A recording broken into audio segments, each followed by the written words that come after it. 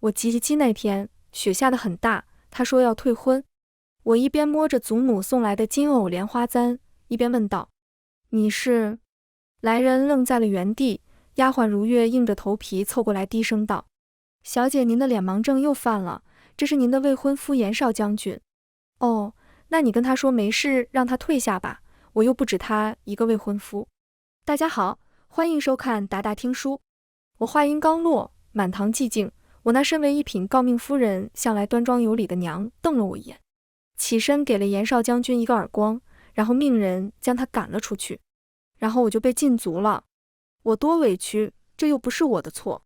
如月隔着窗户低声道：小姐，您可长点心吧，严少将军退婚的事现在传遍了京城，还有您脱口而出那句不止一个未婚夫。点心？什么点心？我要吃醉香楼的点心，娘不放我出去，好，月月你去帮我买。如月恨铁不成钢地叹了口气，认命地前往醉香楼，安逸地躺在美人榻上，想起前世，我也算是赫赫有名的摄政女王，未婚夫足足有8个。虽然我脸盲记不住脸，但据说他们个个都是貌比潘安、治国营车的人物。可惜还没来得及成婚，我就被暗算，一杯毒酒送了命。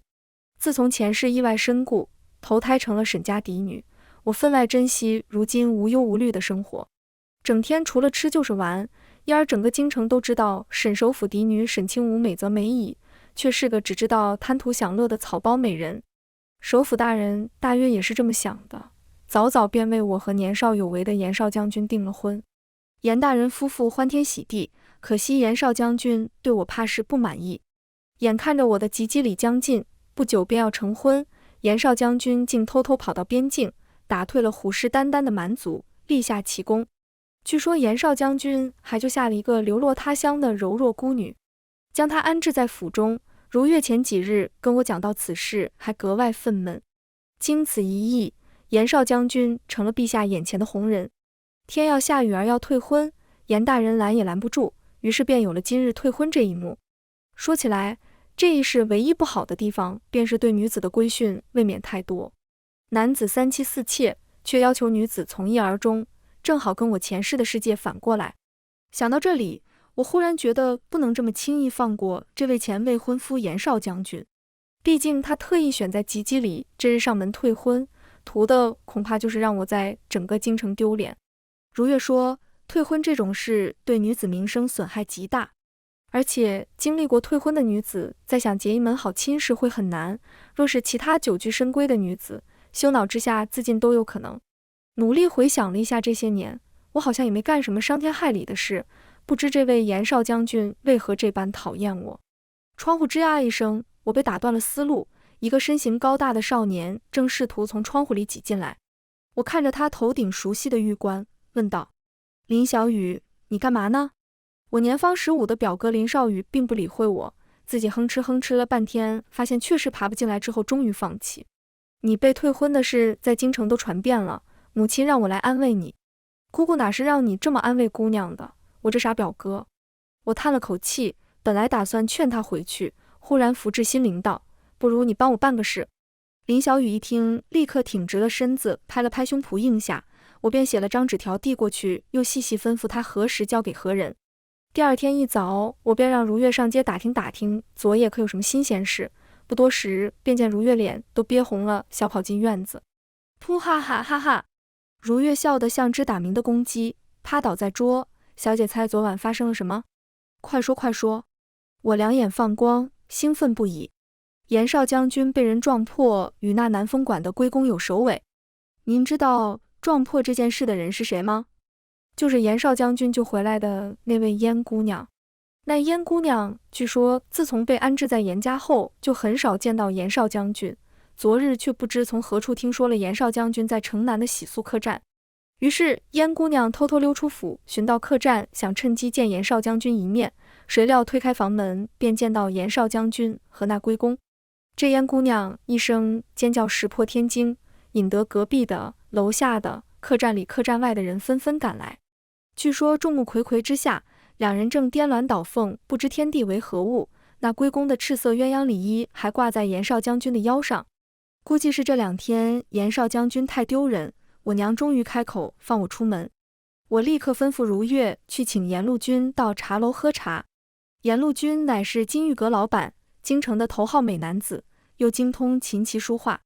我没事就喜欢约他喝酒品茶，颇有前世醉卧美人膝的自在感。不过现在我无心欣赏容貌，和颜陆军抱怨了几句禁足的事，便听着楼下说书的老头醒目一拍，开始讲故事。但这故事越听越耳熟，什么叛逆少将军和痴情小官的虐恋情深。我笑倒在颜陆军怀中，这说书的老儿忒大胆，简直把颜少将军那点丑事都搂得一干二净。颜陆军无奈地扶住了我，清俊的脸庞染了一缕薄红，虽然我看不出美丑，但大抵是好看的。我得寸进尺摸了一把他的胸膛，摸出了钱袋子，借我点银两。说完，从他的钱袋子里摸了把碎银，递给帘子外的如月。赏给那个说书的。小姐，您真是看热闹，不嫌事大。如月跺跺脚，低声走远。我撒娇让颜陆军喂糕点，他被我粘得不知手往哪里放。忽然说书声骤停，传来一阵嘈杂的声音，我才发现如月迟迟未归。我皱了皱眉，起身掀了帘子看向楼下，便看到那说书人和如月一起被两个壮汉钳住，另有一人衣着显贵，坐在一旁黑着脸。噔噔噔下了楼，我推开人群，挤到如月面前，却被那壮汉一把拦住，还是颜陆军在身后扶住，才没被推倒在地。我气愤地看向椅子上端坐的男人，张了张口，却不知道对方是谁，一时语塞。见过颜少将军。颜陆军知晓我这个毛病，忽然开口向那人行礼。真晦气，原来是这人。见过颜少将军，不知这是出了什么事，要抓我这手无缚鸡之力的丫鬟。我一脸平静地开口，原来是沈小姐家的丫鬟，有人举报这茶楼说书人编排造谣，妖言惑众，本将军正要拿了人仔细审问。颜庚沉着脸道：哦，那不至于我这丫头有何干系？本将军刚进来便看见这丫头往那说书人案上掷银子，莫不是两人有何交易？或是这说书之人本就由这丫头在幕后指使，保险起见，便一起拿了送官。我心知他怀疑那归公一事同沈家有关，今日是要公报私仇，抓如月打沈家的脸。少将军不知，这碎银乃是奴家让这丫头下来打赏的。奴家今日在这茶楼坐了不少时辰，甚是好奇，那说书人造的什么谣，值得您大动干戈？说起来，奴家刚刚听到那说书人口中的将军甚是耳熟。我扫了一眼颜庚黑沉的面色，捂着嘴道：住口！他似乎被我戳中了什么，大步走过来，眼中闪过怨毒。颜陆军一把将我揽到身后，告诫道：少将军止步。哟，本王来的不巧了。忽然一个熟悉的声音从门外传来，颜庚脸色一变，立刻迎了上去。紧张的氛围一下散去，众人纷纷行礼，参见冤王。我趁机跑到如月面前，一把推开那壮汉，他敢怒不敢言地看着我。这是怎么了？大老远就看到你们这剑拔弩张的。冤王荣西堂挑眉看向我，我头皮一紧，屁颠屁颠地跑过去向他行了个礼。表哥怎么来了？误会误会，颜少将军你说是不是？颜庚自是点头称是，和荣西堂寒暄了两句便告辞，楼里那些人也随他撤去。我舒了口气，见荣西堂似笑非笑看着我身侧的颜陆军，心虚不已，又硬着头皮打发走了颜陆军。我陪笑坐在荣西堂身侧，小心翼翼地给他斟了杯茶。我试探道：表哥，您贵人事多，怎么有空来这喝茶？谁说本王是来喝茶？啊，那表哥是来干嘛？刚回京城就听说沈颜两家退婚一事，本王心中欢喜，打算前来求娶阿吴。荣西堂一双桃花含情目灼灼地看着我。噗！我一口茶水喷了出去。表哥，您是我亲哥，您行行好，别烫这浑水了好吗？我非常没规矩地拽着他的胳膊摇了摇。窈窕淑女，君子好逑。荣西堂不为所动，阿吴甚美，吾心悦之。真的吗？我不信。信了荣西堂的鬼话，我就是个傻子。我虽喊他一句表哥，但中间却还隔了道关系。冤王母亲乃是林家嫡女，也是林少宇的姑姑，所以我便跟着邻家的小辈喊荣熙堂一声表哥。此人一向多情，身边的红粉知己不可胜数，但府里一直没个贴心人，让寡居的老王妃3天2头在王府宴请贵女相看。我苦着脸道：表哥，你一向喜欢的不是花月楼的柳姑娘那样娇柔的吗？这不是尝腻了？荣熙堂一脸多情地捏了捏我的脸。听到此话，我有些反应过来，凑到他耳边低声问道：王妃要给您定亲了？还是……我指了指宫里的方向。表哥您有难处，表妹自然义不容辞，不过您可得想好了，今天上了沈家的门，这件婚事可就板上钉钉了，我爹他可经不起宝贝女儿再被退一次。本王既然上门，自然是要娶你的。我喝了杯茶，叹口气道：表哥，咱们是一家人，也不跟您说两家话，刚刚那位俊俏的公子，您看见了吗？金玉阁的老板。荣熙堂回忆了一下，显然有印象，点了点头。我和他，但我爹他不同意。我打了个手势，做出一副伤怀的模样。若是沈府应了您，往后我和他的往事被人挖出来，传扬出去，可不是给您头上戴绿冠吗？这番自毁名节的话，显然让他犹疑。我又趁热打铁道：但表哥有难，阿无义不容辞。这桩婚事最要紧的是，若是那位贵人不愿意，这么说，你有办法？荣熙堂来了兴趣。山人自有妙计，表哥您只需从中引荐一下贵人，其他的包在阿无身上。我拍了拍胸脯，终于忽悠走了冤枉。我翻了个白眼，打道回府。能有什么方法？走一步算一步。总之，沈家是绝技，不能上冤枉这艘船。谁能想到3日后，在冤枉府后花园，传说中不可一世的明华公主一见我，就跪下连连磕头：殿下，奴婢终于找到您了。这一脸梨花带雨的，好像有点熟，不确定，再看看。我退后2句，那公主便向前西行2步，这熟悉的姿势。你是婉儿？我迟疑道。她一把扑过来，抱住我的腿，嚎起来：殿下，呜呜，殿下，这里好可怕！殿下，你带我走吧。行了，确实是赵婉，快给我起来！你要把人引过来吗？我低声喝道。半晌，赵婉终于冷静下来，和我面对面坐下，同我讲起她这些年的经历。原来我毒发之后，身为贴身侍女的赵婉等人也纷纷被擒，对方自是希望能兵不血刃，劝他们弃暗投明，但他们都是我身边的老人，无一都选择了宁死不屈，最后死在了狱中，而幕后指使便是我一手扶持大的皇帝。我冷然一笑，这么多年，我早就已经想到，幕后除了他，也没有旁的可能。那玉修他，我纠结了很久，还是问了。玉公子他，您刚毒发，公子他就……赵婉叹了口气，那酒壶里当时还剩半盏毒酒。我心口一跳，怎么会？玉修他原是商户家的庶子，我偶见他才华出众，却受嫡母兄长搓磨，就留下了他在府中做事。后来那些显贵借口我成婚前府里无人，要塞美人进来，玉修主动找我说自己愿做这个挡箭牌。这些年我偶尔也会梦到他，一如当年，一身血色锦袍，形容消瘦，眸中点点温柔。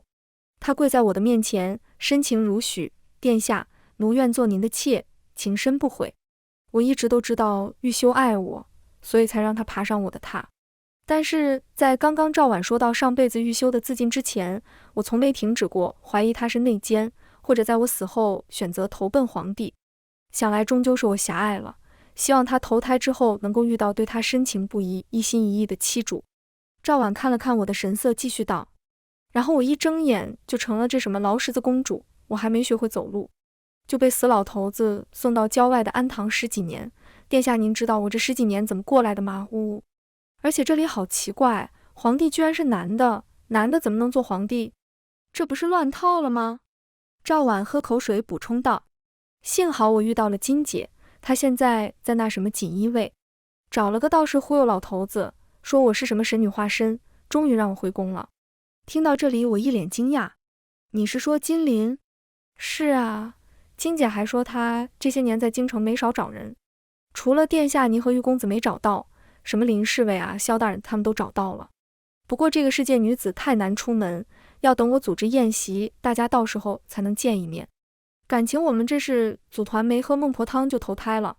我沉默了一下，反思自己这些年除了招猫逗狗，好像啥事没干。最要紧的是，因为脸盲，除了贴身侍女，其他人我根本认不出。而慑于摄政王威严，上辈子很多部下连看我一眼都不敢。殿下有什么打算？奴婢誓死追随。赵婉忽然又扑通跪下，我一脸莫名，什么打算？赵婉凑近了些，低声道：只要殿下一声令下，奴婢便带人逼宫，那个位置早就该是您的了。不是，是哪句话没跟上？怎么就到逼宫这一步了？我差点被茶水呛到。想象一下，我爹他老人家高高兴兴上朝，还一边记着下朝回家去醉香楼包带点心，结果进宫抬头一看，龙椅上坐着自己的傻白甜女儿，多冒昧啊！我连连摇头，赵婉则一脸遗憾。这时我才想起正事，让赵婉拒了渊王府的婚事。要不是看在他手上有不少兵力，他那模样哪里配做奴婢的正夫？赵婉撇了撇嘴点头。我嘴角抽了抽，又同他强调了一遍不许逼宫谋反，看着他应下我才离开。刚出门便看到渊王，我连忙做了个手势，低声道：阿兀幸不辱命，事成了。荣熙堂挑了挑眉，似是不信我能办成这件事。我轻笑道：王爷便在此等着那位的消息吧。便回了府。不多时，京城传遍了渊王府宴上明华公主身体抱恙回宫，将前些日子渊王府送的珍稀花直退了回来。我心想，荣熙堂那个狐狸这是应该满意了，谁料如月还带了个消息回来：小姐，京城都传遍了，说渊王和您情投意合，很快就要登门求娶。我的脸色一下子沉了下来，正好看到父亲院里的小厮进来，心说完了。果不其然，一进父亲的院子，就看到二老正坐在院子里愁云满面。跪下！母亲一声呵斥，我扑通一下跪倒在地。这该死的身体反应！你和那渊王到底什么时候有了来往？我心里怒骂荣熙堂10000遍，老老实实道：是那日在茶楼，严庚借机生事，为难如月，渊王出面制止了他。但荣熙堂确实有意求娶女儿，我没有隐瞒，只不过他看中的并非女儿，而是沈家。我看向父亲，他闻言皱起眉头。为父虽是首辅，在朝堂上却没有。我打断了他的话：沈家乃是清流，在朝堂上多年屹立不倒，寒门子弟也已成为父亲门生为傲，陛下看重的莫过于此。若不是女儿实在蠢笨，又和严庚有婚约在身，沈家早就被人踏破门槛。父亲和母亲对视了一眼，似是从没真正看清过我般惊异不已。如今这桩婚事闹得满城风雨，为父绝不可能让阿兀嫁给这等狼子野心之人，到时候拒了就是。父亲来回踱步，阿兀已经被退过一次婚了，这件事闹得这么大，阿兀以后还会有好郎来求娶吗？母亲试了试眼角，红着眼看着我：大人，您快出来看看！老管家忽然远远嚷着跑进来。什么事？慌慌张张像什么样子？父亲呵斥道：大人您快出来看看！管家拍了拍大腿道：来了好多大人。我无力吐槽老管家，跟在父亲后面出了门。一开门，我爹傻了，我也傻了。好多媒婆，还有好多熟人，还都是女扮男装的熟人。之所以知道是熟人，是因为他们胳膊上都系了个不起眼的玄色护腕，图样还是我画的。我捂脸，怪不得赵婉说逼宫说的这么轻松，感情这个朝廷都被女扮男装势力占领了。领头的萧何和唐华，我曾经的左右臂膀，身着官袍，看到我和我爹出来，翻身下马，结果太过激动，两个人撞成一团，好丢脸，不想认。我爹显然很欣赏他的这些同僚，立刻吩咐去拿珍藏多年的茶叶。爹，要不您看看后面那些媒婆呢？几人刚坐定，管家又通报渊王来了。这时我倒有些庆幸他们今天这么一搅和了，我拉着父亲低语几句，出门迎接渊王。果然，渊王也带了媒婆，只是一进门，这狐狸的笑就僵在了脸上。我爹顺势一脸难色道：小女轻无性情顽劣，实在难登大雅之堂，承蒙诸位大人错爱，只是老夫还想留她在闺中几年。其他人听闻此言，在我的示意下都不再多言，寒暄了几句，陆续离去。只容西堂在最后转身之际，他眼中闪过势在必得的神情，低声道：阿吴，你还有多少惊喜是本王不知道的？啊呸！沈府晚上炒菜都可以不加油了。沈家上下都松了口气，但我心里清楚，荣熙堂绝不会就此放弃。是夜，我点了如月睡穴翻墙而出，按照白天打听到的地址赶到了萧府，3两下便找到了萧何的屋子。刚准备敲窗户，便听到有人推开院门，我翻身藏在了梨树上，却见萧何正满身酒气从院门外走进来，怀里还搂着个标致的少年。相比我这些年被爹娘管教的老老实实，这厮也太快活了吧。怀着这种心情，我面无表情地跳到少年身后，一掌劈下，萧何吓得打了个酒嗝，正要张口，被我塞了个梨子堵住了嘴。我走进房间，殿下呜，属下好想您啊，殿下。萧何扑通一声跪下，你跟赵婉不愧是好姐妹。我扶额，我来是有正事要安排你去做。殿下，只要您一声令下，属下的人立即封锁全城，如非会在老皇帝见到其他人之前将他解决。萧何满脸热血，做了个手起刀落的手势。都什么跟什么，怎么宫里都有内应？我刚要出口的话，一下子被堵了回去。我要你派一队人送我到通州。我正色道，越快越好。殿下为何要去通州？我没有多解释，拿出一个锦囊递给他。我走后，你让人将这个锦囊交给明月楼管事。之后大约2、3日，明月楼会放出有关渊王府的消息，找些江湖人将消息传得越远越好。属下领命。通州之行极为顺利，半道上萧何的人还带来了京城的消息，满城都在传说广化寺的高僧替老王妃祈福时得上苍启示，渊王命格与其母相冲，因此老王妃多年头痛不止。长期下去，老王妃命不久矣，除非在今年老王妃寿诞之前，渊王有正妻入府，府中局势有了变化，才能化解冲突，家态安宁。而距离老王妃寿诞也就2个月了，谣言却愈演愈烈。老王妃日有所思，头痛愈发严重，渊王自是不愿背上这等不孝罪名，只得答应陛下让他为自己和老王妃娘家侄女赐婚。我冷笑一声，这姑娘可是我为她精挑细选的蛇蝎美人。渊王小看世间女子，总要让她吃个教训。到通州城外时，兄长已经远远在门口等着了。阿吴，爹娘怎么放心让你一个人过来，也不提前知会一声，我派人去接你。刚下马车，沈青桐敲了敲我的额头。我讪笑一声，哥，你确定要在这里教训我？小姐一路辛苦，大人昨天接到消息，整夜都没睡好，一大早就在门口等着您了。兄长旁边的小厮极有眼力见地说道。沈青桐扫了他一眼，无奈道，快进城吧，出门前特意吩咐管家给你准备了接风宴。真的？假的？你个小没良心的，哥还能骗你？兄长极为有心，尽管时间仓促，还是命人按照我的闺房标准收拾了一间差不多的房间出来。我休整了一番后，随着府里的丫鬟前往前厅，想起父亲的嘱咐，我一边走一边观察。还好，兄长府中看起来穷得很。绕过黄梨木屏风便是前厅，远远瞧见兄长面前站了个人，两人相谈甚欢。不知为何，我忽然觉得这人的背影看起来颇为熟悉，走近了些试探道，颜路君。阿吴。那人转过身，熟悉的声音响起，你怎么会在这里？你们认识？我和沈青桐不约而同问道，下一秒我就被拉到角落里。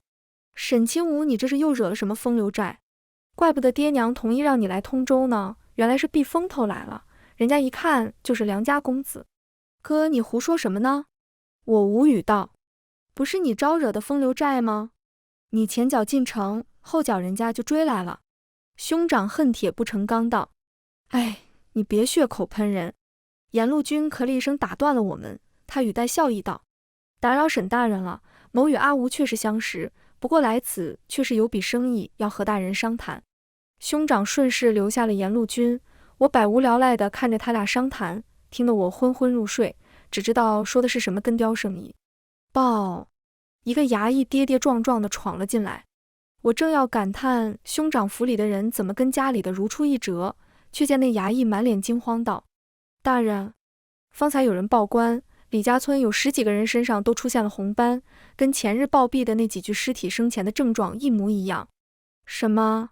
兄长猝然起身，他脸色沉沉。阿吴，你先回去歇着，哥哥去看看，晚点回来。但是我分明看到他的手在抖，这事恐怕不简单。我跟了上去，哥，我不累，我陪你去。听话。他板着脸斥道，转向颜路君，烦请颜公子替我照顾下阿吴。颜路君点点头，安抚地对我笑笑。这时兄长才匆匆跟着那个衙役出了门。他牵着我走到院子里，天色刚刚暗下来，但明月皎皎。阿吴别担心，我已经让人运了药材过来，约莫明日就能到通州城。颜路君摸了摸我的脸，你怎么知道？我有些诧异。阿吴，我是生意人，消息自然广些。颜路君有些无奈地笑，通州不是第一个地方，江南早有症状，只不过消息递不到京城。我吸了口气，抓住了他的衣袖，那京城现在？阿武放心，京城还没有，既然通州出现了，你哥想必已经递消息到京城。我松了口气，又想起了什么，既然你知道这事，还来通州做什么劳什子跟雕生意？我为了谁来，阿武心里不清楚吗？颜路君温声道，刚接到江南的消息还没捂热，我就听说你一声不吭离开京城，幸好来时看到通州并无异状。颜公子，我们只是……我挣开他的手，心虚道，知己。颜路君苦笑，阿吴，我承认是我太过贪心，但你能否认自己对我的纵容吗？可是我们门不当户不对，你是经商之人，我爹他不可能同意的。我咬咬牙想出个借口，我愿意做阿吴的妾。啊，外室也可以。等一下，颜路君，你清醒一点。阿吴，我不是颜路君，我是玉修，玉修只为妻主而活。哐当一声巨响，我宛如惊弓之鸟般转身，就看到我哥不知什么时候折返，正一脸瞠目结舌地站在门口，地上还滚落了一个被摔变形的铜壶。我摇了摇头，兄长张了张口，沉寂了几秒钟，我从他的眼里仿佛看到了一句话，沈清无你果然是个大变态。兄长匆匆折返，又匆匆离去，彻底打碎了院内莫名旖旎的氛围。颜路君，不对，应该叫他玉修，没有再多纠缠，送我进了屋，便静静转身离去。我倚着门看着他的背影，鬼使神差地喊住了他。阿修。玉修停住了脚步，微微侧身，清瘦的侧脸在月光下似凝了一层冰。既然你我都已重生，我顿了顿，继续道，那些旧事便当一场梦罢，如今你已经不必像从前那般屈身于后宅。那殿下呢？殿下便甘心成为那些卑贱男子的附属吗？玉修语气中似乎带来一丝薄怒。确实是重活一事胆子大了不少。我瞥了他一眼，腹诽道。玉修固执地站在原地看着我。我什么时候说要嫁人了？我没好气道，此间女子处境艰难，但宫中既有赵婉，此事尚可徐徐图之。重活一事，莫非你的脑子也丢了？跟赵婉一般，要不计后果揭竿而起。说完我没再理他，进屋给自己倒了杯茶消火。然后我就眼睁睁看着玉修走进内室，褪了外衣爬上榻。我呛了口茶，差点把自己渴死。玉修见状连忙爬起来扶着我顺气。你这是成何体统？我脑海里闪过前世片段回忆。可是以前妻主生气，玉修督他一本正经道，似乎不知面上那一缕薄红。我及时打断了他，以后不许这样了，还有不许叫我妻主。哦。他神色似乎很是委屈。我心知自己定力不够，于是抓起他的外衣把他推了出去。关上门，我有点头疼，好好一个温文尔雅的大美人变成自己前世故人，还性情大变，格外黏糊。不过终究是奔波多日，我疲累不已，便不再多想，早早歇下，以至于夜半被唤醒时，我感觉自己还在梦中。如月神色凄惶道，小姐，大少爷出事了。我心头一跳，抓住他的胳膊正要追问，玉修正在此时进了门，他带来了更耸人听闻的消息。阿吴，沈兄随行的一个小厮身上刚刚出现了同样的红斑，原以为不过是普通的癔症，如今看来怕是不妙。我闭了闭眼，压下不好的预感，起身套上外衣，示意玉修继续。来通报的人道，沈兄将府衙的大部分人手都调到了李家村附近把守，除了医者一律禁止出入，余下的人守在府衙，若城中有出现红斑症状的病人，需及时上报，再安置在衙门后院。我摇摇头，普通百姓须得做工谋生，歇不得一日，又不晓得这病的厉害，恐怕不会轻易上报，而这病又传染得太快。如月，你守在家里，吩咐管事从现在起闭门谢客，府中人减少交谈，保持距离，若有急事必须外出，以手绢丝帕遮住口鼻，不得取下。玉修，你同我一道去李家村。小姐，如月控制不住高声叫道。阿吴，我一人前去便可，你在家等着我的消息。玉修按住了我的肩，也一脸不赞同。我示意如月去安排马车，冷冷扫了玉修一眼道：你来此间，莫非也学了这些孽障玩意的习性，以为孤是女子，便要守在家中？玉修的脸一下子白了，他抿了抿唇，没有辩驳，沉默着替我披上斗篷。马车行至半途，我合着双眼，直到一阵冷风猛地从窗户钻进来。我睁开眼，才发现旁边的玉修竟只着了一身单薄的衣衫。我低头看着自己身上厚实的兔毛斗篷，叹了口气，摸了摸他的手，果然冰冷异常。解开斗篷，我将人拉入怀中，感受着对方僵硬的身躯，我啧了一声，抱紧些，你不冷孤冷。下一秒，我便被他紧紧抱住，那双饮冰灼雪的眸子泛着胭脂色。玉修绝没有看清殿下的意思，他清白着一张脸，看起来分外可怜。玉修只是不想再一次失去殿下了。我无声叹了口气，将人抱紧了些。李家村的情况如我所料的那般严峻，兄长得了通传，远远的便斥我回府。我将带来的药材放在地上，又往后退了10几步。严公子遣人送了几车药材，按照时日，很快便会到通州。哥哥府衙若有信得过的人，借阿吴一用。兄长沉默了片刻，捡起地上的药材，从袖中掏出一个鼓鼓囊囊的香囊，放在了地上。拿了东西去府衙寻陈秋。他沉声道，又向玉修行了个礼，舍妹还望严公子多加照顾。严陆军点头应下，隔着帕子捡起香囊。哥哥保重。我没有多耽误时间，匆匆同兄长问过那医症的情况，便又坐上马车赶往府衙。严陆军解开香囊，里面是一枚铜制官印。刚刚兄长说的那红斑癔症的发作情形，起初是铜钱大小的红斑，慢慢鼓起石榴子似的脓包，你有没有觉得很是耳熟？我沉吟道。玉修点了点头。风景堂刚执政时，民间曾爆发过一场相似的癔症，不过殿下您那时忙于朝政，还没来得及腾出手处理，只让萧大人派人去做了些调查。我隐约有些印象，是他忽然说要祭天告罪那次。没错，此事最不合理的便是，举办完祭天大典之后，那癔症便慢慢消弭，而风景堂也因此在民间得了贤名。你是说这癔症是风景堂派人捣的鬼？殿下不知，当时民间隐隐流传着一首歌谣。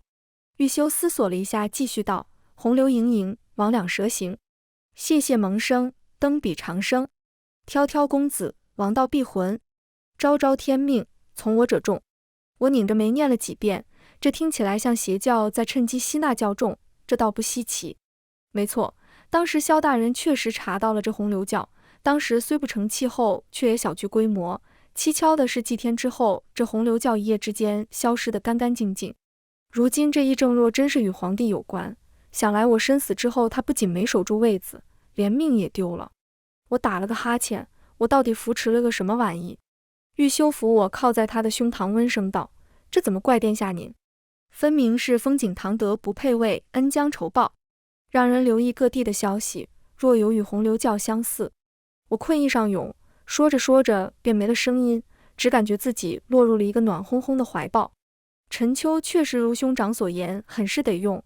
我的安排有条不紊地被执行下去，玉修的人手和药材也派上了用场。但通州城人口众多，又有源源不断的外来患者在城外等着救济。转眼5日，兄长已经确认没有被感染，从李家村脱身，却还没有收到京城的回复。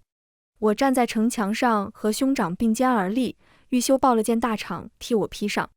沈大人，阿吴，聚宝钱庄兑的银两已经换了药材分了下去。兄长叹了口气，这段时间辛苦严公子了。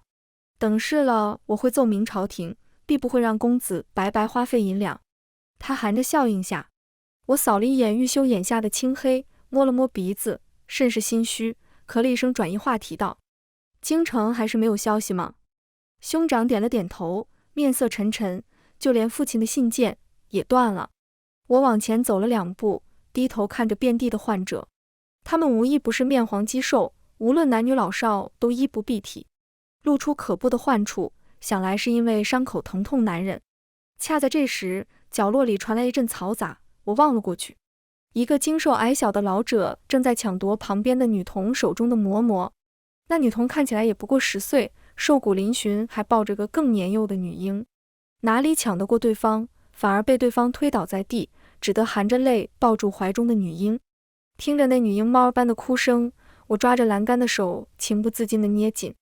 正在这时，守城门的士兵裹着厚厚的面巾斥退了老者，但士兵退下之后，那老者却一脸怨毒地看着那小小一团女婴，声音嘶哑：算你们运气好，若是不在城门口，说不定老子还能吃顿肉。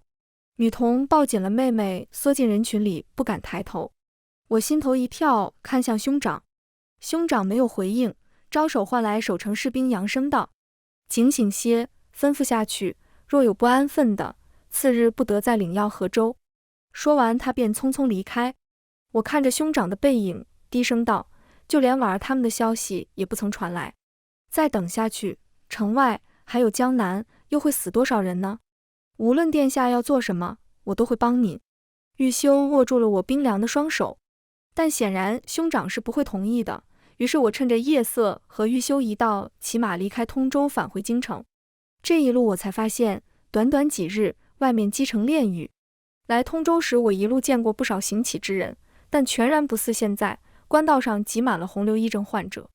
我和玉修一路避开人群，很快发现，能走到通州至京城这一路的人尚且还是轻症，不知多少人已经埋骨半途。眼见将至京城，我终于遇上了萧何派来的侍从。我面无表情地听着他讲述这段时间的消息。丽贵妃娘家举荐了一位女道，说癔症是邪魔作祟。陛下本以为是无稽之谈，奇的是那道士在后宫开坛做法后，得了癔症的小太监次日便不治而愈。陛下大喜，封那女道为天女，又按照天女指示封锁城门。据说要等5日后，引仙台筑成后才开城门，陛下还要亲自登高台祭天敬神。另外，萧大人在调动人手时发现有人追查他和公主的行踪，担心危及小姐，便封锁了消息，特意等了几日才遣属下前往通州寻您。那侍从退下后，我站在客栈的窗前，忽觉有些茫然。那天女会是风景堂吗？玉修凝视着我的侧脸，神色忧虑。10有8九。我轻声问他：你知道当年我为何会选风景堂吗？民间传说殿下和风景堂的双亲有救。我没想到他竟真的听说过，不禁想起一些旧事。没错，风景堂的母亲在先帝众多的女儿中并不出色，但却是极好的长辈。当年也是有人祸严宫中妖祟作乱，他和风景堂的父君最后都沦为夺嫡的牺牲品。我和风景堂并不熟悉，剩余皇嗣中他年纪最大，早就已经继世，对我摄政是个不小的威胁。但我还是选了他，或许是我过于天真，以为他有那样的母亲，以后会成为一个仁义的帝王。可惜我错了，不仅害死自己，还害了你们。他扯着我的袖子摇了摇，那殿下替我们报仇。我失笑，哪里需要我替你们报仇？风景堂这事，自作孽，不可活。我本打算去见赵婉，半道忽然听说父亲病了，我急匆匆赶回府，却见他老人家正在对镜修他野蛮生长的胡子。我脑海里回想着他之前一派仙风道骨的那副模样，憋着笑。那帮蠢货说什么沈首府德高望重，话里话外让我劝阻陛下建什么隐仙台，结果刚说完，陛下就敲打我。那帮孙子却不仅屁都不放一个，还建议我一起登隐仙台。老子怕刚上去就被天雷劈死。父亲气得扔了剪刀，我心头一动，将通州和城外的惨状细细说了一遍。父亲这是心灰意冷，打算告老还乡吗？我故意添了一句。他瞪了我一眼，你老子是这么贪生怕死的人吗？父亲不怕，可是还有母亲，我和哥哥。你母亲才不怕。等等，你这丫头到底想说什么？首府大人看起来已经没了耐心。我倒了杯茶水，看着他饮下，方才缓缓开口。那个位置是时候换个人坐了。首府大人如今见的世面多了，听了我这等大逆不道发言，也没气出好歹，甚至思考了下可行性，半晌才张口。嗨嗨，阿吴啊，咱们沈家可是清流啊。我有点好笑，自然是要名正言顺。陛下子嗣不旺，少不得要找旁支子弟，年幼的不行，母家是强的，要担心外戚。渊王各方面都挺合适，但他是异姓王，而且心术不正，父亲愁得拽掉了几根胡子。如今有个人既名正言顺，又很得人心，就看父亲愿不愿意放下成见。你爹是那种人吗？快说是谁？明华公主赵婉。对不起了婉儿，谁让你姓赵？我在心里默默说了声抱歉。沈首府眉头一拧，大掌一拍桌面，公主怎么能当皇帝？这岂不是大逆不道？沈衙，你又在发什么癫？女儿才刚回来你就冲她发火。娘听到动静冲了进来，我心说你个首府大人和女儿在家里讨论改朝换代，已经够大逆不道了，面上委屈地拽住了母亲的袖子。首府大人瞧不起女子，你个臭丫头，断章取义，颠倒黑白。父亲气得胡子都翘了起来。娘柳眉一竖，父亲瞬间像个鹌鹑一样。我说的是皇帝那个位子，公主不合适。我挽着娘亲的胳膊坐下。金上当初即位时是中宫嫡子，再合适不过。可是父亲推行的那些改革，有一条落实下来了吗？边关屡屡被犯，送走了多少公主？我看着娘眼中闪过的晦涩神情，露出掌心的虎符。娘亲，公主托我问问您，愿不愿意前往雁门，请与家君收复登川八城？娘亲接过虎符，目光飘向西北。父亲他等了大半辈子的圣旨和虎符。我握着娘的手笑道，如今您和舅舅等到了，不是吗？舅舅一定可以将那些杂碎赶出登川。家祭无忘告乃翁。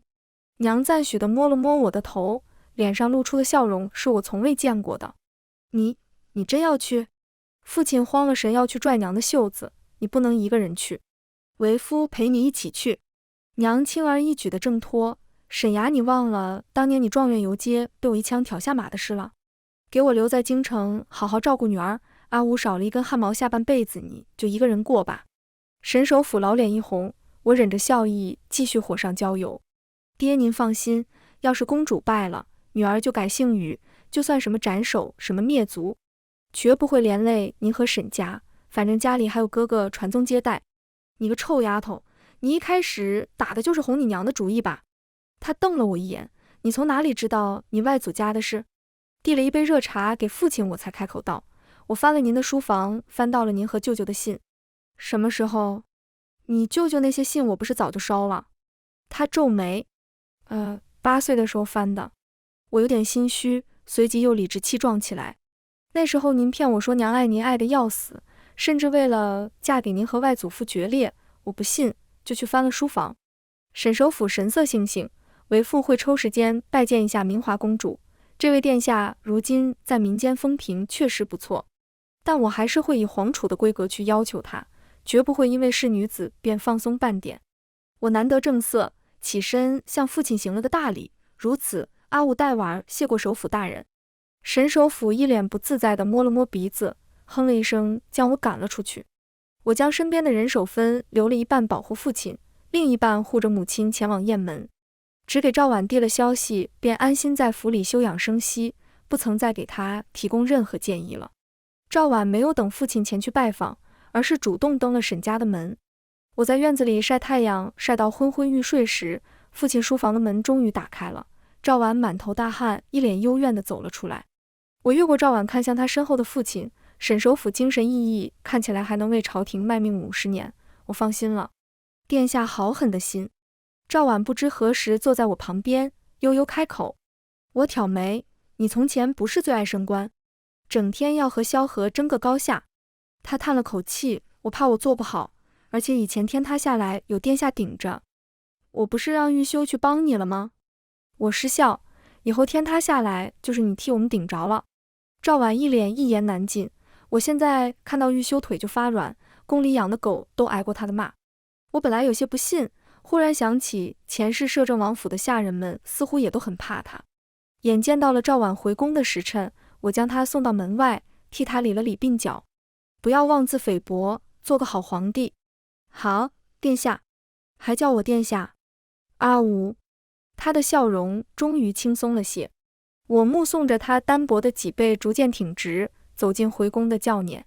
下午御修使人递了信说是已经出宫，我便熟门熟路到了茶楼。我已经没有什么可以教他了。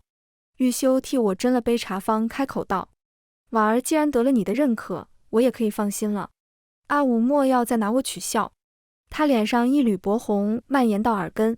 公主殿下说明天送您一份大礼。明日便是引仙台开工之日，我有些了然的点头。次日一早，我和玉修便坐在临水的高楼上，此时天色昏沉，看起来像要下雨。引仙台建在护国寺不远处，那里空旷平坦，只一座高台入云。我看着赵婉搀扶老皇帝一步步登上高台，看着父亲和一干重臣都满脸阴沉地跟在后面，也看到了人群里穿着青色道袍的风景堂。阿武在伤心吗？阿武不要为旁人伤心。我正要调戏他一句，你怎么这么霸道？我是只能为你伤心吗？忽然引仙台那传来一声巨响，引仙台熙熙攘攘挤成一团，一个尖细的声音石破天惊：陛下驾崩了！我看到老皇帝被雷劈得面目全非的尸身，以及赵婉跪在地上一番罪己陈情。待父亲回府时，几乎大局已定，风景堂身边的小道士受不住刑，交出了私藏的红瘤益症解药，太医很快配出了大批解药发了下去。满京城开始流传明华公主乃神女化身，因上天有好生之德，派神女解救万民。首辅大人没费多大力气就说服了百官，让明华公主暂代朝政。如今就等你娘的消息了。沈首辅跟我坐在一起，忽然话头一转，你和那个金玉阁的老板是怎么回事？可孤男寡女共处一室能是什么关系？我理不直气也壮。首辅大人捂着心口，你娘回来要宰了你。我心说那可不一定，我娘最喜欢长得好看的年轻人了，况且金玉阁还送了几十车粮草到雁门。就在这时，管家举了封信跑进来，夫人来信了。沈首辅垂死病中惊坐起，一把抢过信拆开，我凑过去瞪大了眼睛。舅舅他一鼓作气连取3城，而且娘和几位表姐都亲自上战场了。我原也只是听说过禹家世代从容，舅舅骁勇善战，但不曾亲眼见识过，如今很是折服。沈首辅更是笑得见牙不见眼，快被叫！